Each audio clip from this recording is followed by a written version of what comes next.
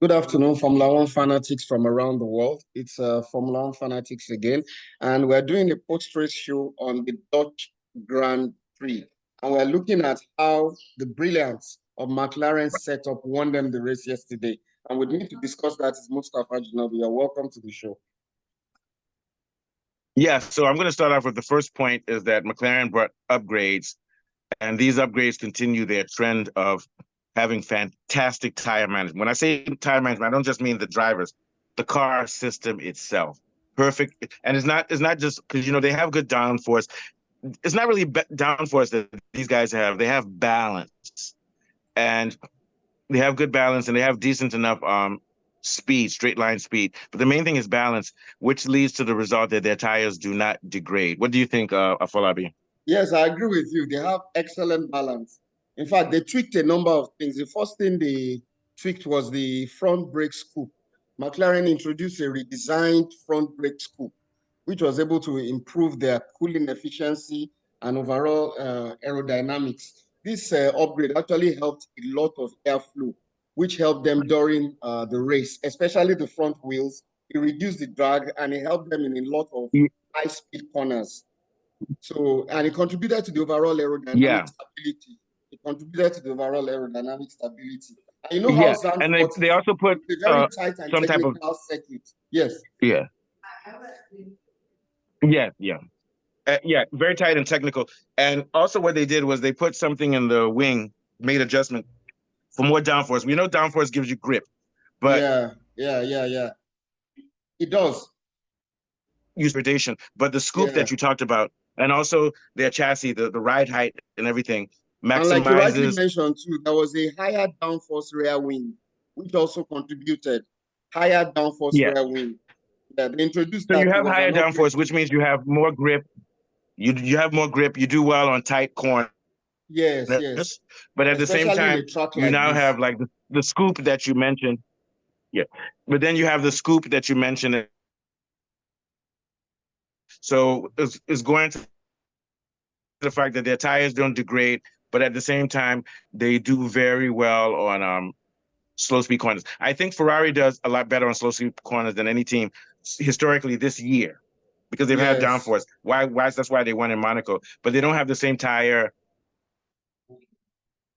management. Has to do with Ferrari using downforce and having good grip and managing the low speed corners. What do you think? Yeah, this rear wing thing increased their rear end stability as well.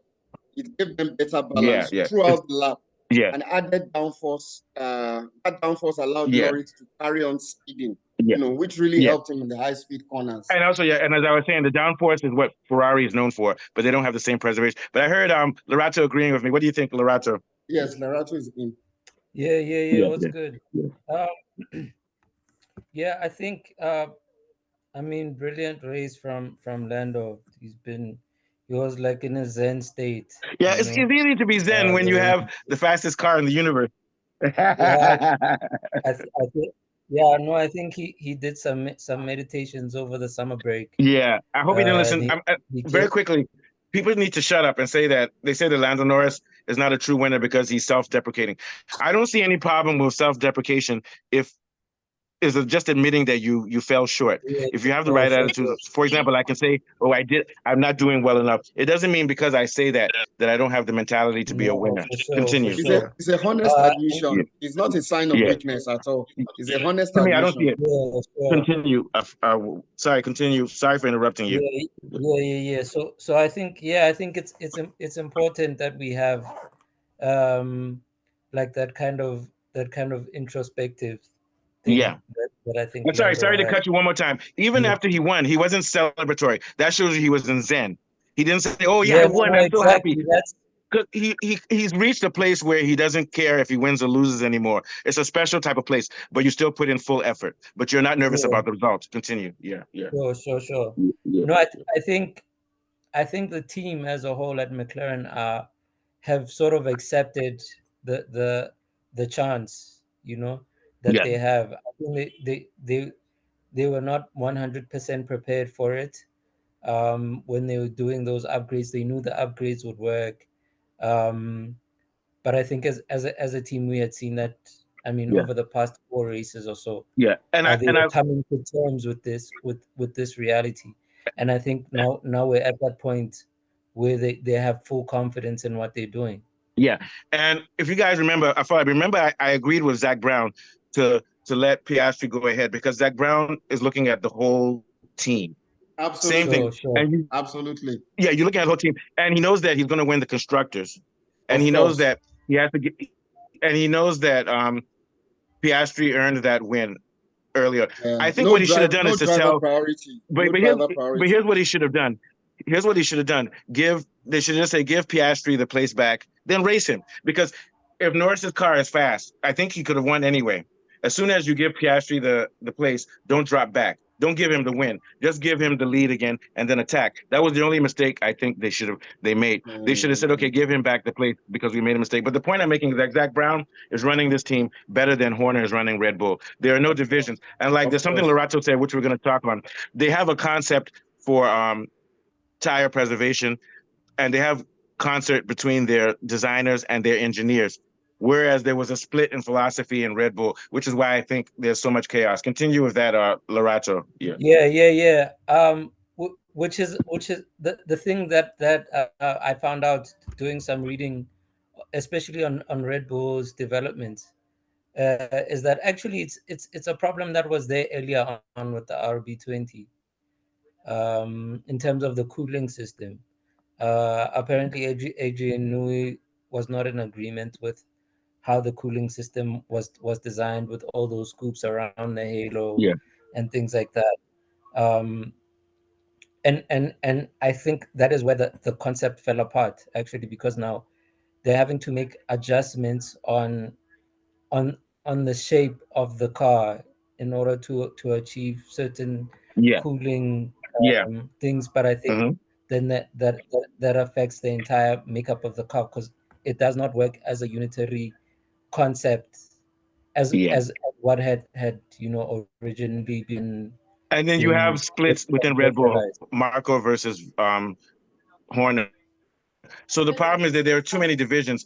There was no unity. But with Zach Brown, he's more authoritative. He said, okay, you have to give this guy the place back. Because at least, even if you're making the wrong decision, it's better if you're consistent about your decisions. That's what I'm trying to say. Continue, Lorato. Yeah. So I think McLaren has just come into a very good rhythm, as a unit. I mean, I think, and we have to remember, Zach Brown raced. He was a racer in American, and no, not in American, but in other. And also, Zach Brown worked with Toto Wolff and with Mercedes. So it's not like he came from nowhere. He didn't come from nowhere. Continue, But I think this team dynamic was like, it was very evident to me even before the race, when Lando went around fist bumping every technical guy, everyone. Like, he was like, oh, that guy, that team is fantastic, man. And I was like, no, man, these guys, like, they're on another level. Yeah. And I think even with the start, I think that's something that it's not Lando's fault, because everybody's they're saying it's the revs. I still think it's his fault, but they're saying it was the revving of the car. Yeah. Which is true. Even Piastri had wheel spin. No, I think both of them had the same reaction time. Yeah. Okay, but sorry to argue with you guys. That's true, but Verstappen did get to second gear much faster than Norris. So I think it's a combination of the two. But I think there's combination. But there's something they did to that car. There's something they did to that car which helps it for tire management, which is going to hurt it for starts. Yeah, continue. Yeah. So okay, yeah. Maybe I'm making a theory now. We have to do research on that, because if it was for both cars, and also that shows you that both cars were the same, so they didn't give preference to Norris. That are pretty much the same. I mean, Norris is a better qualifier than Piastri, and he had clean air, and clean air is very important. So yeah, we'll get back to you. Let's get to Bjorn, who just jumped in. Yeah, what are your thoughts? Yeah, I think it was quite an exciting race. I think before the show, I think myself and Afolabi did a pre-show prediction before the show, and rightly we called Max Verstappen and Lando Norris to be in the front row. Yeah. Correctly, but I predicted Max to win because it was his I home predicted. race. But I want everybody to remember, I predicted Max to come second and one of the Norrises, or either Norris or whatever, to come first. So I'm leading. I'm kidding you. I'm kidding you. I'm kidding you. Yeah, go ahead. Orlando second, but because of I know how Max has performed in Zandvoort, but unfortunately, I think this just clearly shows that Red Bull are behind. Not only McLaren. that, it goes to show us that the McLaren car is absolutely supreme. Nobody saw this coming, but we saw it earlier because this guy had a 0.3 lead over Verstappen. Yeah. And what happened with Verstappen is Verstappen dialed up his downforce because there's no grip with the Red Bull. But it cost him speed on the straight lines. So everything reversed now. McLaren is faster on high speed, and Red Bull was faster on low speed. But Red Bull is faster on low speed, but they have high tire degradation. McLaren doesn't. That's why this guy won by 20 points. What do you think? Yeah. Exactly, and you could see that when Lando got not 20 points, 20 seconds. Yeah, 20 seconds. Yeah. So when Lando got past Max, he extended his lead with over 18 seconds to win the race. So it's quite impressive. And to me, I'm telling you, man, I still think that it's a long season to bet $100 for Norris to win. Why? Because if I bet $100, I'll win $600 because the odds are still high. It's worth it because I have a sneaky feeling that this car might win all the races for the rest of the year, but we don't know because Red Bull needs to come up with some upgrades very quickly. What do you think, Abiodun? Then we'll go to Lorato and Afolabi. Yeah, I think you're right. But Red Bull has been coming up with upgrades. It's not as if they've not brought upgrades. They brought upgrades in, but the upgrades are not working. The upgrades are working to catch McLaren. Here's why I believe they're not working. I believe that asymmetrical thing is true. And they were relying on balance from the asymmetrical thing, and they didn't develop their balance. Now that they don't have that asymmetrical thing, they have problems with balance, and they're making adjustments. The upgrades will not work because they're not made for the concept of that thing without the asymmetrical thing. They have to rework their whole thing. What do you think? Yeah. So I think yes, he's right, but the whole concept cannot be changed now in the middle of the season because that's what I'm saying. So to me, they're doomed. The only thing they can do is damage limitation, and they have to hope. They have to hope that Mercedes and Ferrari win some races this year. They have to win. So that's the only way to stop McLaren. But I think Lando Norris has realized that he can win this championship. I think the mentality that he had in the race, not getting into the first corner first, the apex first, coming second behind to maintain his composure and knowing that he had the race pace to actually overtake Max on the track. And I think that just shows that he's ready to compete for the title. I think he has to keep doing this. So far, he keeps winning. Yeah, but here's the thing. So here's the thing. As long as he keeps out qualifying Piastri, he's okay. Because the but I would say that he's very confident now. Yes, he has a supreme car. So what I want to add is that the only way Red Bull can win this thing, is if they win at least 1 or 2 races at the end of the season with the tracks that are aerodynamics. So if I were Red Bull, I would just focus on those tracks now, those tracks that have aerodynamic advantage, because Red Bull still has that. If they can win in Brazil and in Saudi Arabia and all those places, all they need is for Max to win twice. He needs to win 2 races. So if I were them, I would fast sheet these races now and just do tire management and start preparing the car to have no downforce at all, and focus on the long straights in Saudi Arabia. Because if they can win Brazil, if they can win 2 races, if Max can win 2 races, he'll win the title this year. You see what I'm saying? Forget Max. That's what I already used up all his engine for the year. If he outworks the current engine in his car, he will have to take a penalty. Let me tell you, these guys out there. Let me tell you, to be honest with you, cannot push too much on the. To be honest with you, I'm serious. I'm going to take $100 and bet it on McLaren, because I believe if it continues like this, Norris is going to win the title. Yeah. Because what's going to happen is that Piastri is going to start coming second. And now Norris is going to be getting 15 points on Verstappen. You see what I'm saying? Yeah. So So it's the key to this championship is Piastri, but it's also to Mercedes. Mercedes has the potential to maybe win 1 or 2 races this year. They need to take points away from McLaren. Otherwise, I believe Norris is going to win the title. Yeah. What do you think? We'll come back to you. What do you think, Afolabi? Then we'll go to Lorato. Yeah. Follow me. You're muted.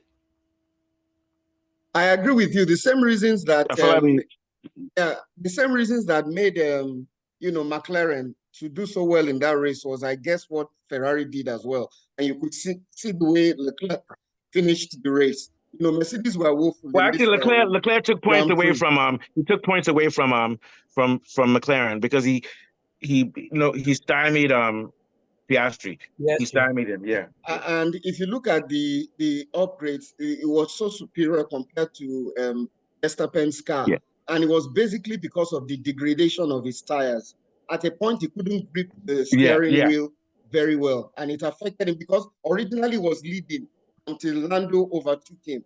And from then on, it was even I heard Verstappen I heard him on the radio saying, my tires are degrading. Yes, and, he was and that's complaining why, about his tires. Because even though he had clean air, but the tire. So I'm saying that Red Bull had more downforce than McLaren this weekend. Yes, but downforce will only give you grip. It would only give you grip. It won't give you. Yes, and someone is saying, if it's true that Red Bull had the asymmetrical thing, now that they have to take it out, they have to make adjustments on their ride height and everything. Yes. They didn't focus on their cooling system. Yes. And there's nothing they can do. Their tires are going to degrade. I agree with you. And the window for that adjustment is really very marginal. It's not much. So like you rightly mentioned. And we also have to remember, because Red Bull won, they had less time in the wind tunnels this year because they won last year. And so there's So one last thing. I keep saying this all year. The gap Ferrari between Max and Norris is much. I don't see Norris closing out that gap. It's a lot.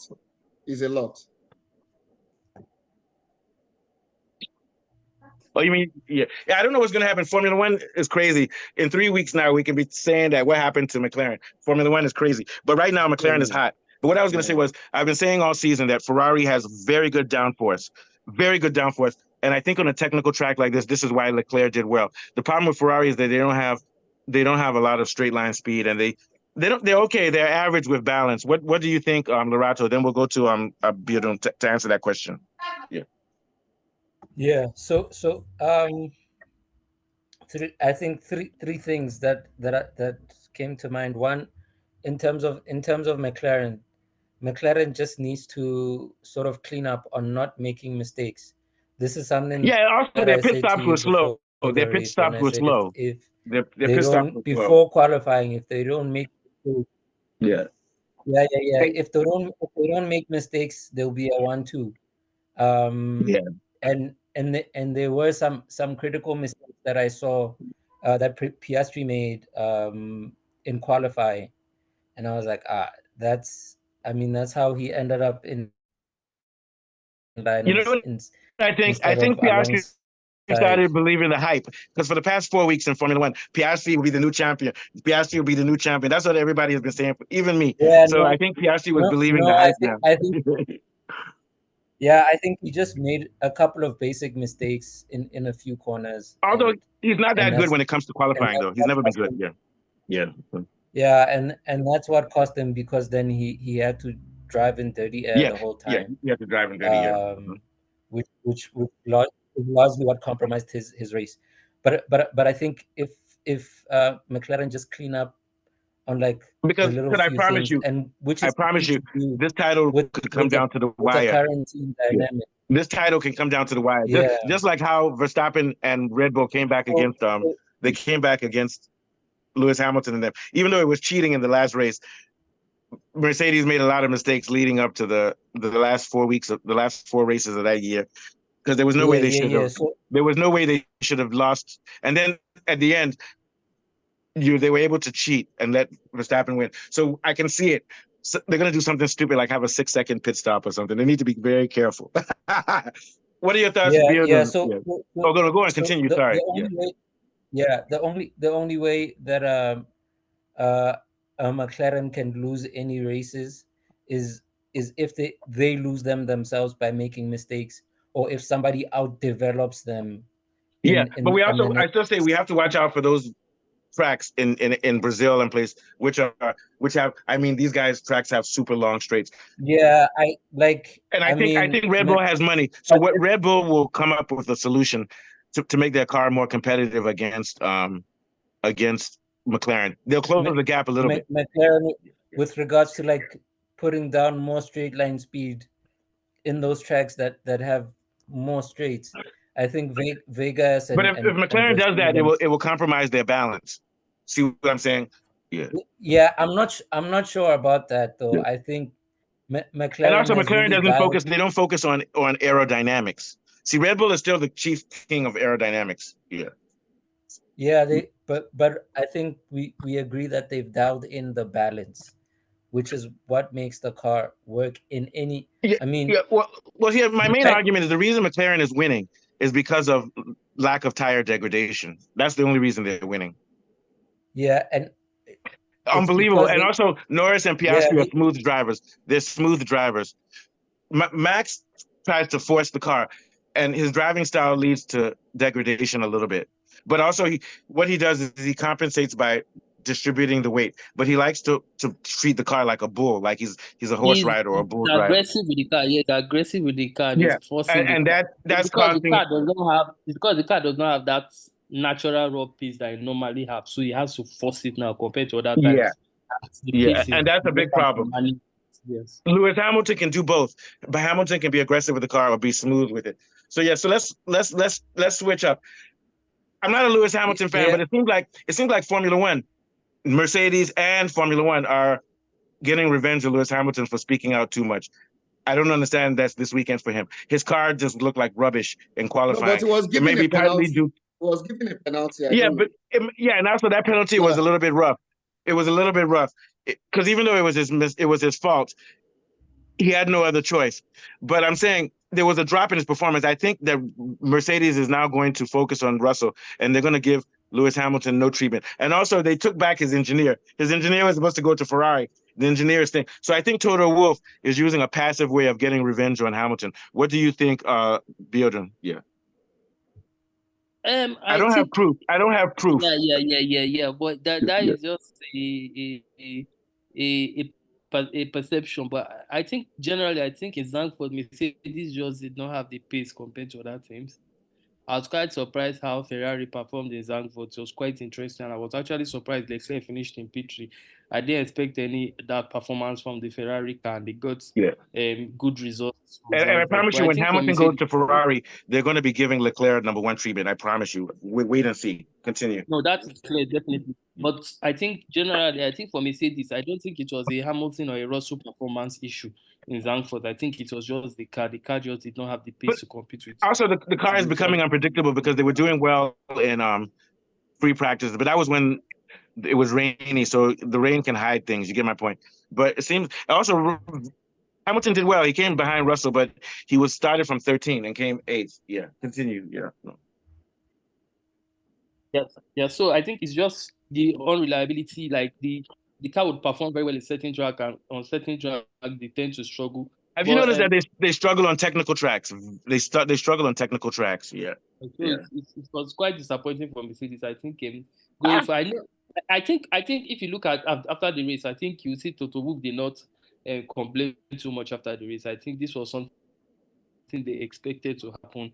I think from the simulator they would have think, and they didn't even really if you look at Toto Wolff after the race, he didn't really complain about anything. So I think they had projected and expected not to perform very well. Because I'm begging you, Toto Wolff. I think they definitely. I'm begging Toto Wolff. Tracks that. Yeah. And they would definitely emphasize and they knew. Even after the race, Verstappen wasn't even upset. He already knew. That's why this guy was fist bumping everybody. Yeah. This is going to be my next point. Before the race, Norris was congratulating all his engineers. It means that Formula One is a science, and everybody knew McLaren was going to win. Everybody in the paddock. So I'm going to go back to my original statement. Formula One, for stories and content, it's about the drivers, but in reality, it's about engineering, innovation, and McLaren has gone unbelievable with it. That's what Formula One will always be about. But we have to make it about the drivers so that we can get high ratings. What do you think, Lorato? Yeah. Yeah, man. I think, like I say, McLaren were on top of everything, man. Yeah. Like even 3 laps into the race, they were like, "What's the plan?" And calmly, they're like, "No, I know they were we're asking. racing the guy Can you up front." imagine? Russell asked the engineer, "Am I racing Mercedes too?" Come on, you guys already know. I think they were just playing with people. I think they did that on purpose just to make fun of people. I think they were making fun of Yeah, because they but, knew. but They like already they were knew. on top, they were like, "What's the plan?" And they're like, "Plan A," and that's it. And they stuck to the plan, and that's how they won that I'm just race. hoping there can be a change. Yeah, there can be a change in a couple of weeks. But Yeah, it's just hope. It's just hope now. yeah, And yeah. also, I think Formula One is going to be boring this rest of this year. It's going to be boring. That's because these guys will be winning. There'll be no stories anymore. Yeah. That's what I think. And we're going to have to work hard for content. No, I think. Yeah, I think there'll always be stories. I mean, even in this top 10, there's stories. I mean, Pierre Gasly. We have to start focusing on into the race for points, second and the race for fifth and sixth. Yeah.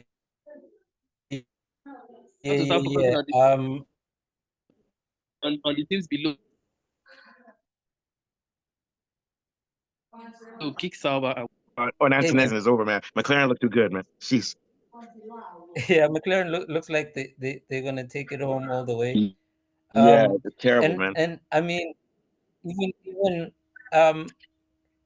just like looking at how it handled Zandvoort with all the technicalities that you have to consider, the wind, which is something we neglected to speak about. That means the car is stable. It's stable. Yeah. In the pre-race, Mm-hmm. they could deal with the wind. They could deal with the banked corners. In fact, I mean, the banked corners gave them a whole lot more speed, because that's how Lando got out of that last corner and overtook Verstappen. Yeah. So like they really have. I'm telling you, man. I'm gonna go back to this theory. And I don't think, Red Bull is paying. I really believe that they had that asymmetrical thing, and because of that, they didn't have a. And like you said, and also because of problems and concept of the car, they are nowhere. Yeah, I'll give you an example. I had a friend who got a job in IT, and he lied about his credentials. Yeah. Then when he got into doing the IT, they were like, "You're supposed to know more than this." So what I'm saying is that now that Red Bull doesn't have that asymmetrical thing, they're lost because they were depending on it too much. What do you think about that, Bjorn? Yeah. Bjorn, what do you think? Yeah, I think yeah. No, let Lorato go. Then Bjorn can go. Yeah, go ahead, Lorato. Yeah. Yeah. I think the narrative of the of asymmetric braking and all those things, it like while it still remains I think on pure merit, without that, McLaren has still outdeveloped Red agree, Bull, because I'm agreeing with you, but here's the problem. Because I'm agreeing with you, but here's why I'm saying so. Yeah, but I'm agreeing with you, but because Red Bull the reason they outdeveloped Red Bull.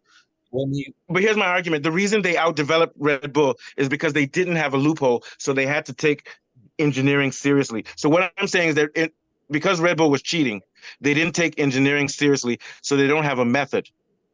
That's why they're being outdeveloped. Red Bull has not been developing. They haven't been developing their car since last year. That's my argument, because they've been relying on that thing. So they're behind in development because they haven't been working on it. That's my argument. Yeah. So I'm just speaking with regards to the science of aerodynamics and the fact that they refused to listen to some of the inputs of Adrian Newey as their chief dynamicist. Yeah, but I would argue that they needed to listen to the engineers. Because Newey is not an engineer. They needed to take ground effect more seriously. I don't think Newey was taking it ground effect seriously. I don't think so. Yeah. Maybe I'm wrong. What do you think? What do you think, Bjorn? Yeah. I think I kind of agree with Lorato in some context. Looking at how important Andrea Newey is, and how the information he tried to provide Red Bull with regards the reliance of not on the engine, but kind of evolving and improving more on the aerodynamics component of the car. And they decided not to listen to him and go with another direction. And okay, so I agree, but we see that decision come to hurt Red Bull because now they are suffering. Okay, so but here's the thing. Now, what do you mean by aerodynamics? Because aerodynamics, do you mean the shape of the car or the yes, ground? the shape of the car. You know, Adrian Newey was calling for a wider side port so that once the car is moving straight, the air flow helps the car increase the pace of the car. So that was what he was fighting for there to improve the shape of the car, give it more width for more aerodynamic to flow through the car. Okay, but how does that address tire degradation? How does that address tire degradation, which Red Bull has a problem with, and balance? Yeah. Yes, I think tire degradation has a lot to do with the cooling. Yeah, it does have to do with cooling. This is but what about the oversteer? So what about the problem with What about the problem with understeer that Red Bull has? I'm still saying this asymmetrical thing is important because Red Bull has understeer problems, which is not about cooling. Yeah.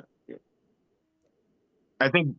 Yeah, I'm saying whether you consider or you disregard the asymmetric braking, they're using a platform that is not cohesive as a unit. Yeah, I'm agreeing. So my argument is that. Yeah. My argument is that the aerodynamics is irrelevant now. It's important, but the reason these guys are losing is because of problems with that the asymmetrical addressed, and these are problems that these guys have innovated, McLaren, because they don't have the advantage of that device. So now they work on the chassis. Sure. That's my argument. No, I get what you're saying, but this is I'm not arguing at that. I'm saying then this is how McLaren has outdeveloped Red Bull. Yeah, but I'm slightly blaming Newey. I want to blame Newey because Newey came up with this idea of that thing, which is okay. But the problem is that even if, once they put in that asymmetrical thing, I think Red Bull no longer was developing their car for balance.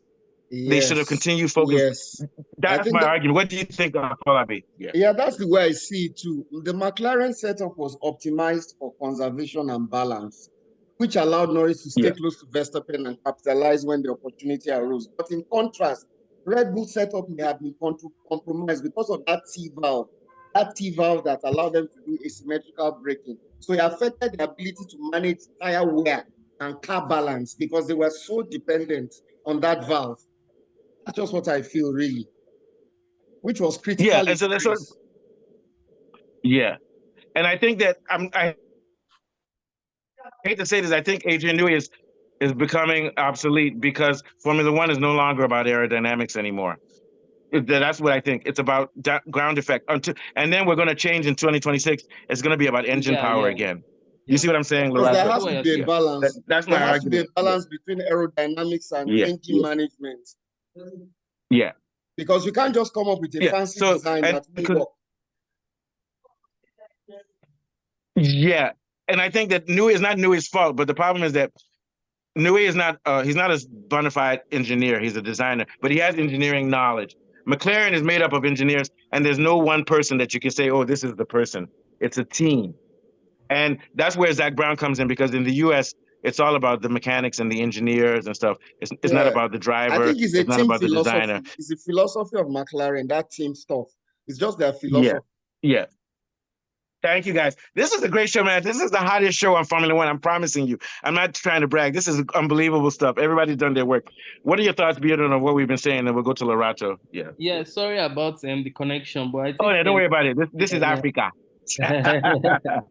I think everybody has raised valid points with regards to conversation. And I think I know there's this country in Africa that is pushing to have a race on Rwanda. Rwanda. Yeah. So it's going to be great for Formula One. But Africa has good tracks, Kyalami and others ones too. I think Africa is the only continent that Formula One is currently not present in, and I think that's one of the dreams Lewis Hamilton have about racing in Africa. Yeah, we have 3 minutes. And also, let's watch. Maybe we're the only African show. There's some people in Kenya, some girls in Kenya who talk about Formula One. Other than that, we're the only one. We're the only ones. Go ahead. We have 3 minutes, so Afolabi and Lorato. Go ahead. Let me just round up. I think in summary, I think it was just a good race in general. It was exciting to watch. Thank you. Last thoughts, Lorato, then we'll go to Afolabi. Yeah, man. I'm not sure about the race coming to Kyalami because I think to someone who has not been. It looks like Rwanda Yeah. is more likely. I know the FIA, I think, has been meeting Well, with because you know Rwanda, they're British but it will based. be great Formula to One is have. British based. They're not China based. If it was China based, we'd be Yeah. going to South Africa. Go ahead. Yeah. So Yeah. yeah, we want to ask Sure. our viewers to realize Africa is an important market in Formula One and India. And the partly is that politics that because South Africa also supported Russia in the war versus Ukraine. And also Liberty Media and those guys control F1. Yeah. So there are those political narratives, but I think Right, Rwanda has been having a great relationship with the British. So I think. Oh yeah, of course they're taking their So African I think it's likely refugees. Don't worry, we'll put them in our concept. Very much, very good show, guys. But otherwise, man, yeah. 50 seconds. Looking forward to. Yeah. It says 1 minute 50. So looking forward to Italy, but yeah, let's. We'll talk about that. I'm predicting the same result: 1-2. Verstappen will come second or third. Norris will come first. Maybe Piastri second or third. Take us out, Afalabi. But we're gonna do a show on. Afalabi, are you on mute? He's already out. This shit is crazy, man. I'm with you. Take it out. Take it out real quick. I think you were sleeping or eating eba. No, I was trying to check. I wanted to find out. I was checking the standings. I noticed that it's now 295 to 225. So the gap is closing between Max and Lando. That's what I was checking on my phone. Okay, so it's been a wonderful show once again. It's very Formula One fans around the world. So we'll be back to preview the Monza maybe on Wednesday or Thursday, the next Grand Prix. So from here, it's bye-bye for now. Thank you, guys. Very good show.